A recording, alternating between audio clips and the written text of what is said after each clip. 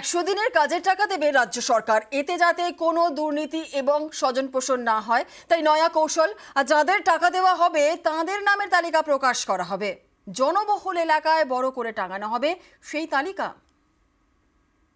100 দিনের যারা কাজ করেছে 21 লক্ষ কর্মচারী, তাদের আমরা 21শে ফেব্রুয়ারি থেকে টাকাটা দেব।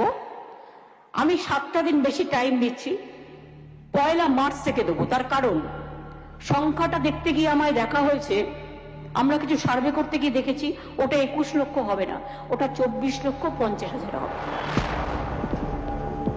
কেন্দ্র টাকা দিচ্ছে না, তাই 100 দিনের কাজের টাকা রাজ্য সরকারই দেবে। এ নিয়ে জেলা প্রশাসনের কাছে নির্দেশিকা পাঠিয়ে দিয়েছে নবান্ন। আর তাতেই চমক, দুর্নীতি এবং স্বজন পোষণ রুখতে নয়া কৌশল রাজ্যের। এবার 100 দিনের কাজের টাকা পাওয়া কর্মীদের নামের তালিকা প্রকাশ করা হবে। গ্রাম পঞ্চায়েত এলাকা ধরে ধরে তালিকা প্রকাশ করতে হবে। শুক্রবার এমনই নির্দেশিকা দিয়েছে নবান্ন। নির্দেশিকায় বলা হয়েছে, প্রতি গ্রাম পঞ্চায়েত এলাকায় আলাদা করে তালিকা প্রকাশ করতে হবে। 100 দিনের কাজের টাকা পাওয়া কর্মীদের নামের তালিকা বড় হোর্ডিং বা ব্যানারে লিখতে হবে। কে কত টাকা পেয়েছেন তারও উল্লেখ থাকবে। রেল স্টেশন কিংবা বাস স্ট্যান্ডের মতো গুরুত্বপূর্ণ জায়গায় এই তালিকা থাকবে। প্রতি গ্রাম পঞ্চায়েত এলাকায় এরকম 100টি হোর্ডিং টাঙাতে হবে। এ নিয়ে প্রচারও করতে হবে।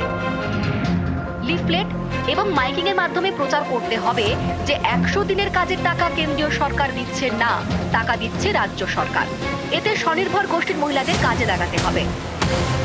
এছাড়া হোর্ডিং তো রয়েছে, সেই হোর্ডিং বা ব্যানার ছোট হলে চলবে না, সাইজও ঠিক করে দিয়েছে নবান্ন। ন্যূনতম 32 স্কোয়ার ফুটের হোর্ডিং বা ব্যানার করতে হবে। 100 দিনের কাজে টাকা দেওয়া নিয়ে যাতে কোনো রকম স্বজন পোষণ ও দুর্নীতির অভিযোগ না ওঠে, তার জন্যই নবান্ন এই ধরনের সিদ্ধান্ত নিল। মনে করা হচ্ছে এই সিদ্ধান্তের মাধ্যমে কার্যত স্বচ্ছতার বার্তা দিতে চাইছে রাজ্য প্রশাসনের শীর্ষ মহল।